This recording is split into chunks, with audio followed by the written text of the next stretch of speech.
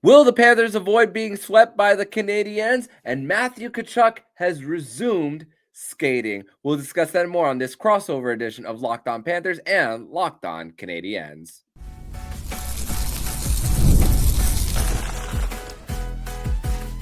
You're Locked On Panthers, your daily podcast on the Florida Panthers. Part of the Locked On Podcast Network, your team every day. Hello and welcome to this crossover episode of Locked On Canadiens and Locked On Panthers. My name is Ian Boisvert, also known as that Maybe It's Ian. I'm joined by Armando Velez of Locked On Panthers, part of the Locked On Podcast Network, your team every day. Today's episode is brought to you by Game Time. Download the Game Time app, create an account, and use code LOCKEDONNHL for $20 off your first purchase. Terms apply. Download Game Time today. What time is it? It's game time. What time is it really, Armando? It's time for us to talk. We're sort of the intermission between the two games of this home and home series. It was very well timed between, getting to do this show together. Your thoughts after game one? How are you feeling after watching that game? On Sunday afternoon. Afternoon games are always so weird to me. How did you feel watching that game? Watching the Panthers on Sunday?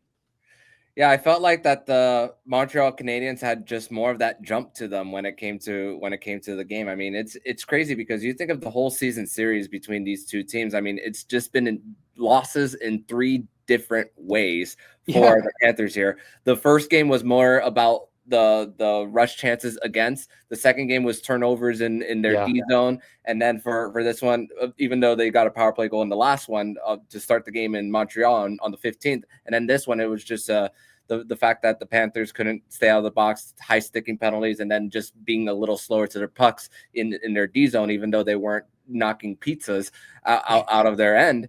But it's just crazy. And now there's like this added fireworks now with what happened at the end of the game. I know there was 1 second left, but it's the code of when you're down, you're not don't fire a slap shot across the ice when it comes to that. And it manifested with Niko Mikkola getting a $5,000 fine. Maybe if they didn't have any discipline, maybe that would have something happened at the opening puck drop of Tuesday's game. But it's crazy how the tables have turned from going back to the last game of the season series last year. Now it's 4 games in a row that the Panthers have lost to the Habs. Crazy to think.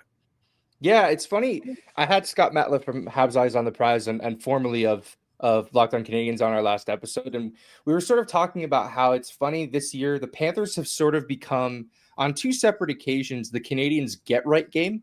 The last time they played each other back in mid-March a few weeks ago, the Canadiens were coming back from a West Coast trip where they took 3 out of 4 against Vancouver and Seattle, but they blew leads in both of them, and we kind of left with like a bad taste in everyone's mouth. It was like, they only left 1 point on the board, but it was sort of, man, they should have had more from this. They kept blowing it. And then they come home against the Panthers at the Bell Center, I think it was March 15th, and they just play a really, really great game. I think that was the one where the Panthers had a really tough time with turnovers, uncharacteristically so. Like that's not something that you would expect a Paul Maurice team to be doing. It was odd to see. And I think one of the goals was directly off like an Alex Barkov turnover, which just, if you get a takeaway from Alex Barkov, you better keep the puck. Like you're not getting that often against that player. And I think you're right. I think there's a lot more spice in between these two teams, and it didn't need the Niko Mikkola slap shot at the end of the game. But I can't help but feel that something is going to go down on Tuesday. It just sort of feels like, if he was suspended, which he shouldn't have been. That's such a silly, I think the fine is okay for what it was. Suspending him seems a bit too much, quite honestly. If he had connected with that shot, maybe, but he didn't. So, we all move on. But I think there's a chance that maybe we see Arber Xhekaj draw back into the lineup, and the shenaniganery continues from there. He was out of the lineup on Sunday's game, which was kind of surprising. And, if he was, looking at the pairing that was on the ice at the end of the game, it was Savard, and I don't remember, it might have been Struble next to him. That's usually Xhekaj's spot. So Xhekaj would have been on the ice for that incident, which is kind of scary to think about. So it's interesting to see what may happen on Tuesday. Let's talk about how the Panthers might want to rebound in that game. What do you think they need to improve on from the first half of this home and home? And is it, are there are there signs across their season that maybe there's a certain way to beat this team? Yeah, I mean, it really comes down to puck management for them. I mean, one thing that was great about their game on Sunday afternoon is the fact that they still had a lot of time in their offensive zone. I mean, 5-on-5 of the Corsi was 66-40 for the Panthers, so they gave themselves chances to win. The top line was got the pucks deep, and we're getting in on the forecheck. I mean, we need the Panthers need the middle six guys to really truly show up there. I mean, sometimes you'll see the Anton Lundell at Toulouse-Lorraine line go like 5 games without scoring a goal, and then they'll get maybe 1 or 2 in one. So that's another thing for the Panthers, and really the rush chances against for the Panthers, which Montreal is young, they're energetic, have a lot of speed. For them, so they are really a team that's really riding on a little bit of a high for especially because their coach sells so much of that underdog mentality based on Marty St. Louis' career. I mean, with everything from being a Stanley Cup champion to scoring on Mother's Day as well after the death of his mother. So I mean, that carried on to this young team, and to think that with Montreal, just everyone's on the same page for them. And honestly, to think and to look at the wild card, Ian, it's crazy how many of these teams in their last 10 are just, none of them have 5 wins in their last 10. And to think that even Montreal in the last week, they run into a hot St. Louis Blues team. Philadelphia, their first game after firing a coach, and then Carolina, although this might be a gap year for them, they're still expected to be at the top of towards the top of the Eastern Conference. But for this matchup, now because it's fresh, it makes the Panthers, the alarms are on for them, knowing that it's a team that they haven't been able to beat. They know that they have to get up and know for them, hey, usually they don't go on long losing streaks. I mean, there was a while where they went without losing 2 straight in regulation. They went almost 2 months at one point. Wow. And now there's a threat that there could be multiple in the same month. I mean, it happened where they almost went 2 years without losing a game in regulation after leading through 40 minutes. They went 2 years without that happening. And then it's happened 4 times since January. So it's really about trying to get back to just what made them successful. And obviously they lost a lot of pieces in the offseason. Brandon Montour now replaced by Seth Jones in the trade deadline. And honestly, their blue line is still a little thin right now with Dmitry Kulikov. Dmitry Kulikov still out of the lineup, Matthew Tkachuk there. So it's really about still the bottom guys also getting into the action. I mean, I know Seth Jones, for him at 5-on-5, he's being outscored 8-4, but he's asking to play a lot when he wasn't supposed to be playing a lot. But obviously the Aaron Ekblad suspensions change a lot of things. So it's still an adjustment period for someone like him. But I didn't think he necessarily himself had a bad game against the Habs. That one goal did deflect off his skate. Didn't think he was in the worst of positions, but just an unfortunate bounce for him. So it's really, I mean, he got it back. He scored in that game on a puck that, Panthers fans might not know this about Sam Montembeault, who obviously drafted from Florida, played for Florida, was waived by the Panthers and came to Montreal. He's drawn a little bit of a reputation around Montreal for being a really great goalie up close when, the shots are of high danger, but then he'll let in that stinker. Like the Jones goal, he saw the whole way in. The puck never left the ice. I think Money Puck gave it a 2.1% chance of being a goal, and it goes right through his legs. You can see Montembeault is tracking it. He's watching it go right through his legs, and that's sort of what we come to expect from Montembeault. But Jones, to your point, I completely agree. I think he's put in a really difficult spot and is handling it really well. Not only to come in and play for a new team that just is eons better than the team he was on in Chicago. They might as well be in different leagues. And to not only come in and do that, but you're replacing a top pairing defenseman in Aaron Ekblad while also learning a new system, while also working under new expectations for what your play can be. So I think he's been great. for the Panthers, and you mentioned Brandon Montour earlier. I will promise you that Montreal Canadiens fans do not miss Brandon Montour one bit. This year, in 2 games with Seattle against the Montreal Canadiens, he had 5 goals. He had a hat trick, and then the second game he had 2, including the overtime winner, which was the fastest overtime winner in NHL history. So we are done with Brandon Montour. We do not a natural hat trick too. Miss him. Yes, yeah, it was a natural hat trick. It was unbelievable. Yep. That was like an 8-2. When Montreal was just getting blown out every night back in like October, early November, before they started to hit their stride headed into the holidays, and go from there. So, all right, let's pause here for a second. We're going to step aside. When we come back, I kind of want to talk about the Panthers getting healthy and seeing the build of their team and maybe some of the reinforcements that are headed Montreal's way. And we'll get into all that in just a minute.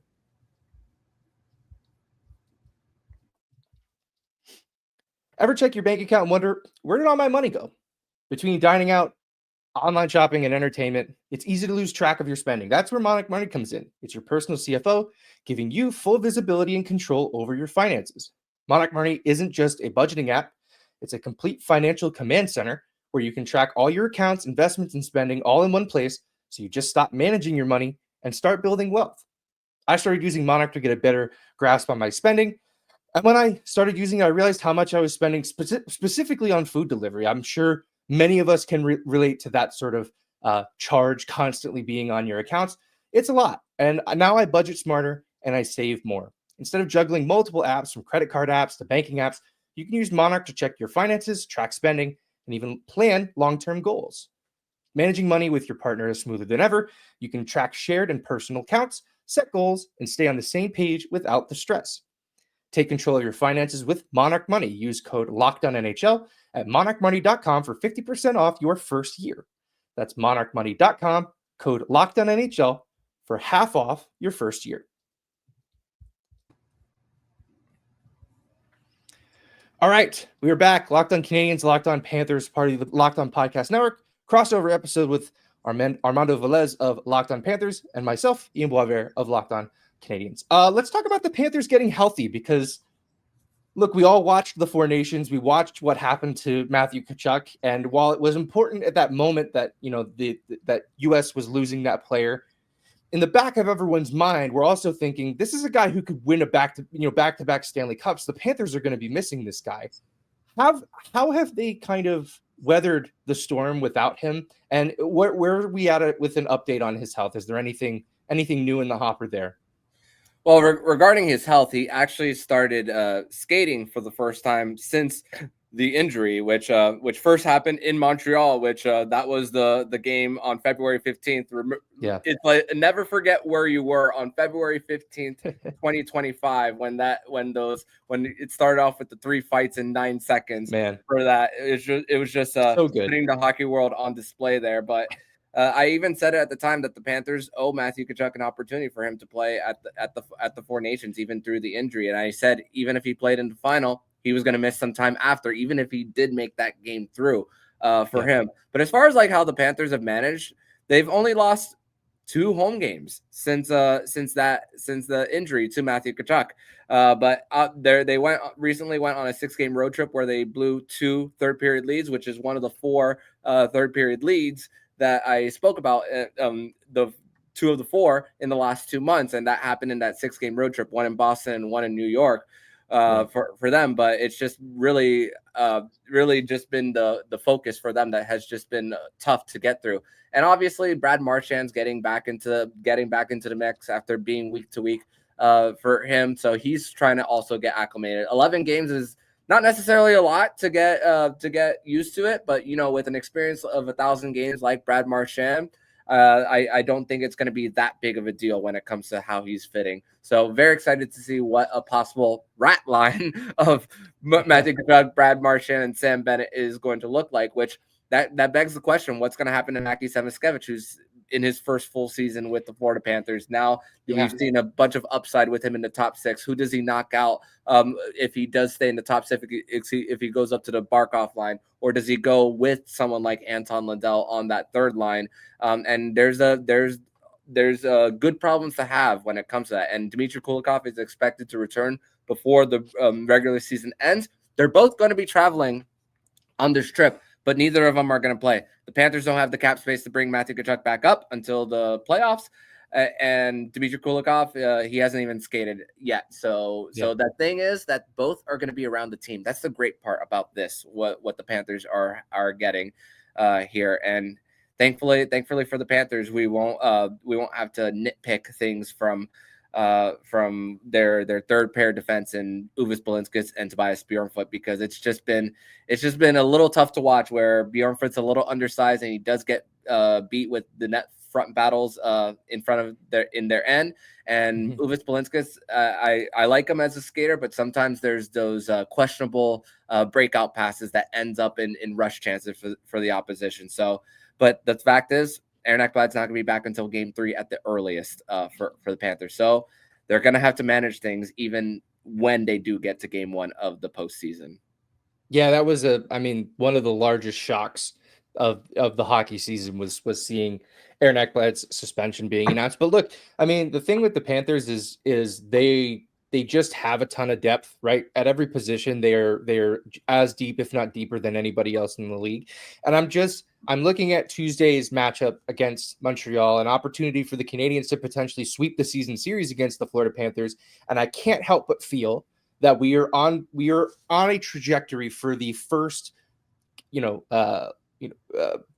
characteristic Brad Marchand moment as a Florida Panther. I feel like we are on a collision course for one of the funniest games that he could ever have, which is just reminding everybody how much this team, the Montreal Canadiens, hate that man.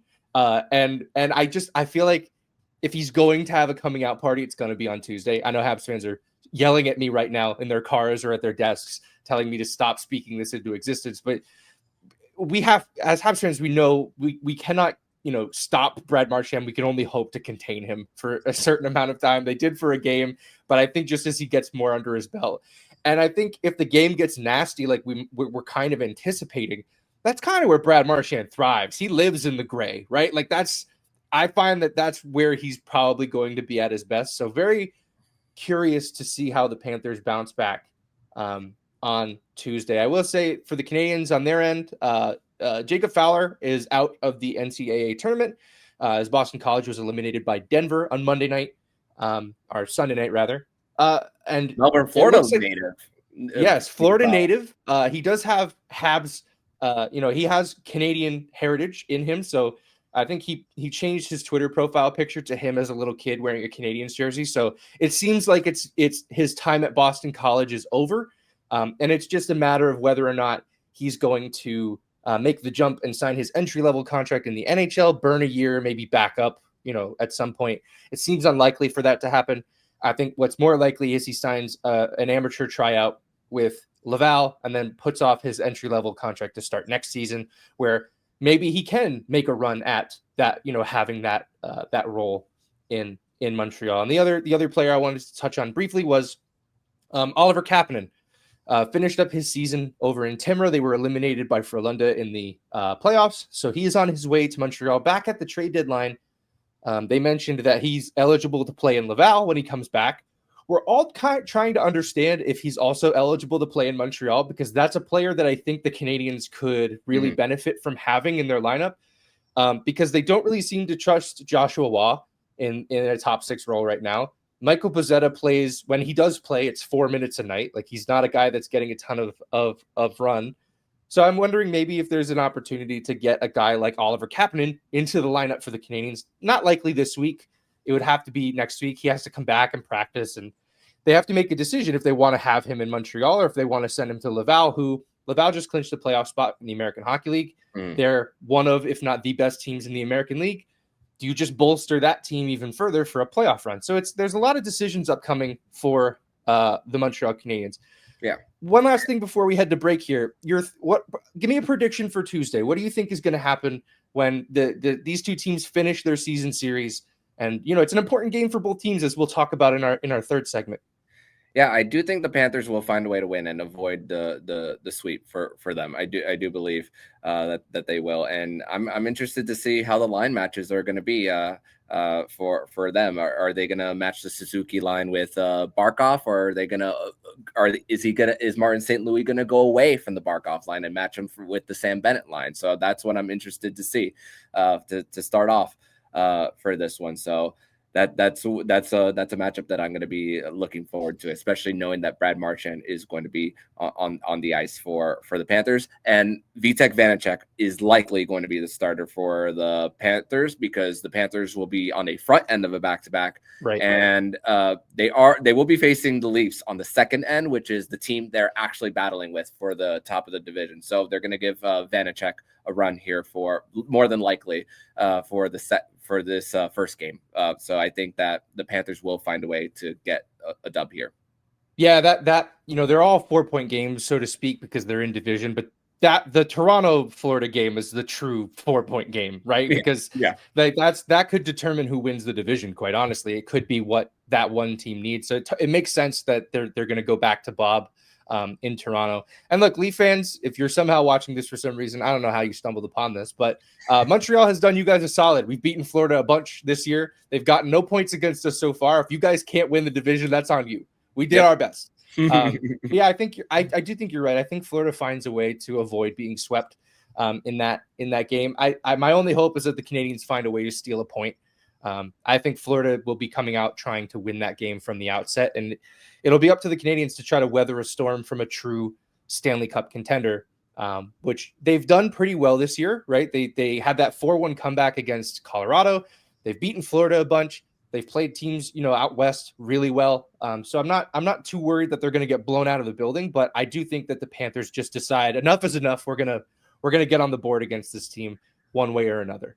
Yeah, and they're 9-8-1 against the Atlantic Division, while their record against the rest of the conference and the West is really great. So hey, more of these games against the Atlantic, the opposition is showing up. And I do have a scenario. If the Panthers win in regulation and the Blue Jackets lose in regulation to Nashville, who Nashville will be on a second end of a back-to-back on Tuesday, the Panthers will officially clinch a playoff spot. Man, I love these scenarios as we get close to the end of the year. It's always super fun to have more things to watch for. I do want to talk a little bit more about where these teams are headed in their respective chases into the playoffs, and we'll get into that in just a minute. Are you looking for a snack that's both delicious and nutritious? You can crack into a good source of protein with Wonderful Pistachios. Wonderful Pistachios is one of the highest protein nuts. Each 1 ounce serving has 6 grams of protein, giving you over 10% of your daily value. Plus, they're packed with fiber and better for you unsaturated fats to help keep you feeling fuller longer. Personally, I love the no shells variety. It's a perfect grab and go snack for busy days, whether I'm driving into the office or I'm at my desk. And I need a quick protein boost. It's a really easy snack to go to. I especially like the different varieties of no shells. I love the sea salt and vinegar, the chili roasted. Those are both really great. And if you love cracking into every shell for that satisfying crunch, don't worry, they haven't forgotten about you. The in-shell options are always a classic favorite. Get snacking and get cracking with the snack that packs a protein punch. Visit wonderfulpistachios.com to learn more. All right. We are back. Armando Velez of Locked On Panthers, myself, Ian Boisvert of Locked On Canadiens. For one last segment here, we kind of want to talk about where these teams are headed, right? I think they're at very different points of their respective, windows, so to speak. The Panthers are very much, they could win the cup this year, next year, the years to follow. That's sort of where that core is right now. They're in a chase for that top seed in the Atlantic Division.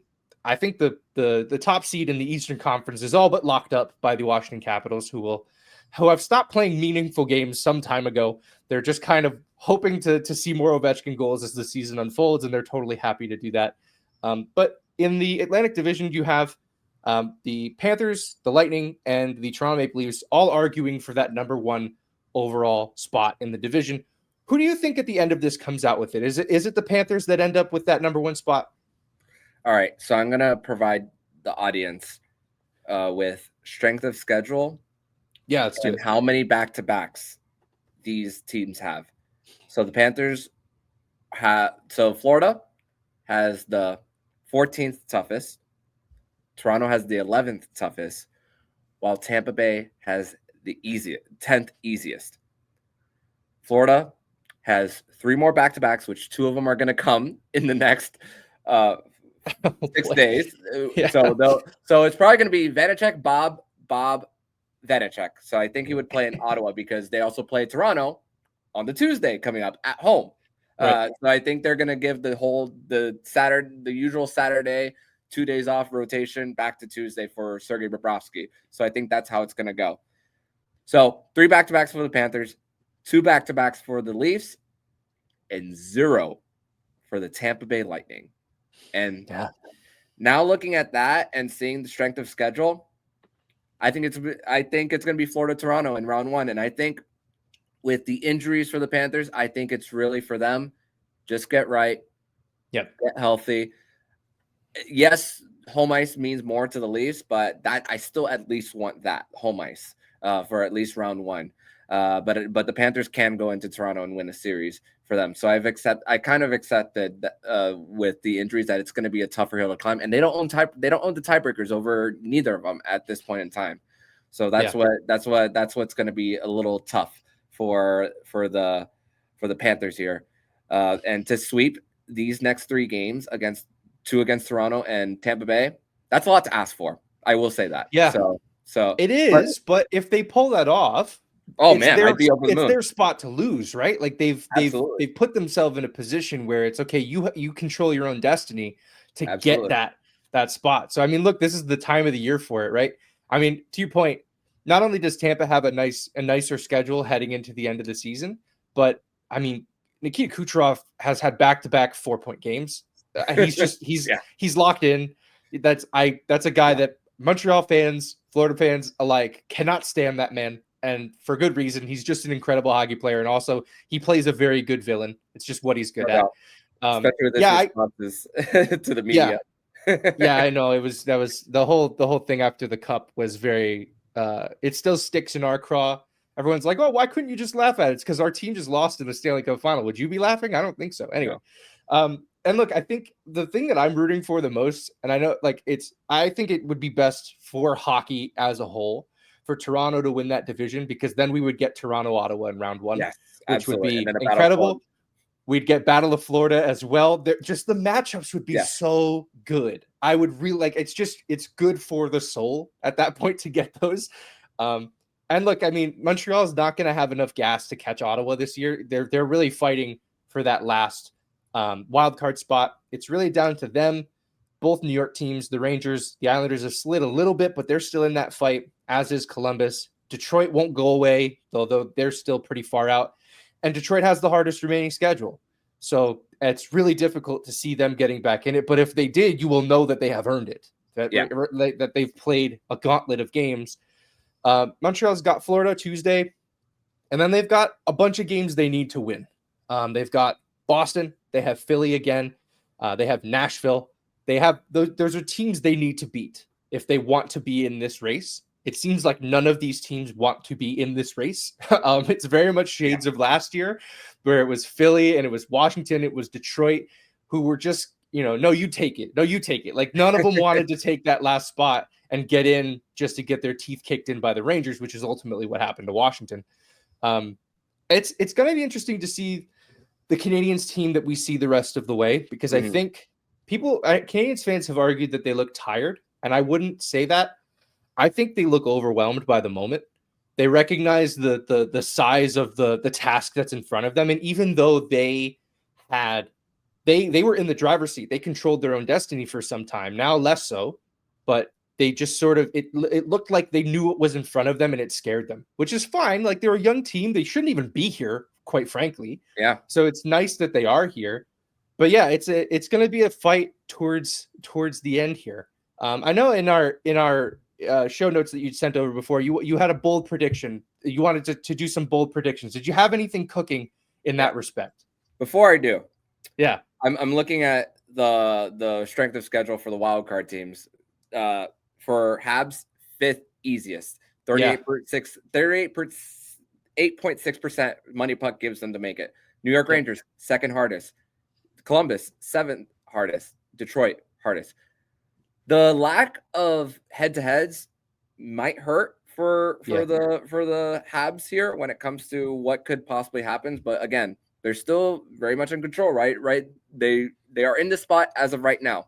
Obviously, It's a big game on Tuesday night for them against the Florida Panthers to at least, for them to at least gain some confidence in themselves, especially going into another matchup against the Stanley Cup champions.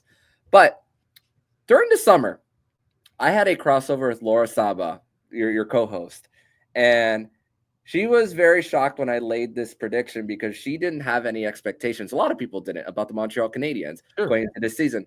I said that they were not going to finish last in the division because Patrick Laine raised their floor that much. Yeah, there was injuries for him in the beginning of the season. Yeah, at the beginning of his when he was first coming back into the lineup, it was mostly power play goals, which I believe he has 15 now. It's still mostly power play goals. Let's be quite honest about what Patrick Laine is bringing, and it's awesome, but it is mostly power play. But this is a little stage to help the kids grow into that next stage right before they're ready to pay the other guys. So I said that they were not going to finish last. I was right with saying that Buffalo was going to finish last again. But here's my prediction. I think with the strength of schedule, it favors the Canadiens, and I think they're going to find a way to get in.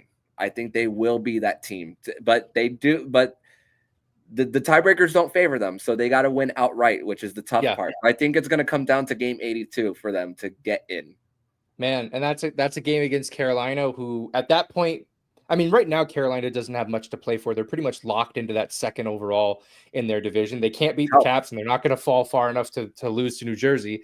So they're kind of stuck there. So maybe they have nothing to play for. They rest a bunch of guys, and Montreal can walk into the playoffs. But I think you're right. I think it comes down to that last game, and you're right. They have to beat the Rangers outright. They cannot tie them in points because they will not catch them in the regulation wins tiebreaker.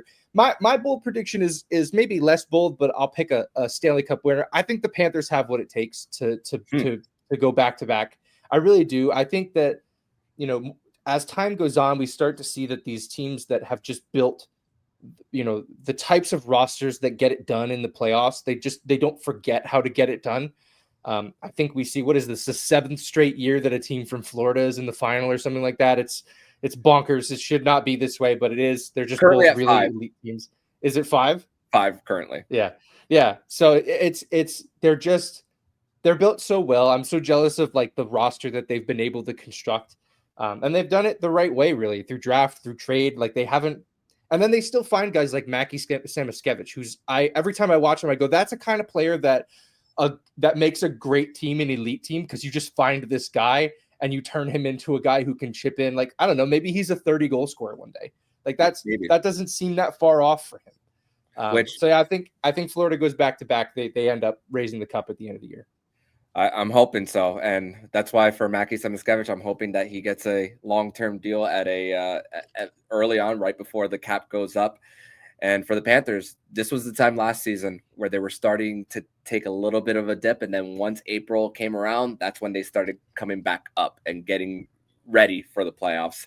And so hopefully this is the same thing for the Panthers here. Awesome. Well, I think that's going to do it for us today on this one. Armando, where can people find you in the rest of your work? They can follow me on X and Blue Sky at MondoMan12. Follow the show account on X and Instagram at LO_FLA Panthers, and on Blue Sky at LOFLA Panthers, and Locked On Florida Panthers podcast anywhere you listen to podcasts and on YouTube. How about yourself, Ian? Perfect. Thank you. Yeah, maybe it's Ian most platforms, Blue Sky mostly. You can follow Laura at The Active Stick, the show at Locked On Canadiens, LockedOnCanadiens@gmail.com if you'd like to send us an email. Thank you for listening to Locked On Canadiens and Locked On Panthers for your first listen today. For your second listen, check out the Locked On NHL podcast, bringing you the daily league-wide stories that matter with local coverage you love from Locked On. Find Locked On NHL on YouTube or wherever you listen to podcasts. We're also available now on Amazon Fire TV on your free Fire TV channels app. Click the Montreal Canadiens or Florida Panthers logo in the hockey section, and you can watch all of our episodes there as well.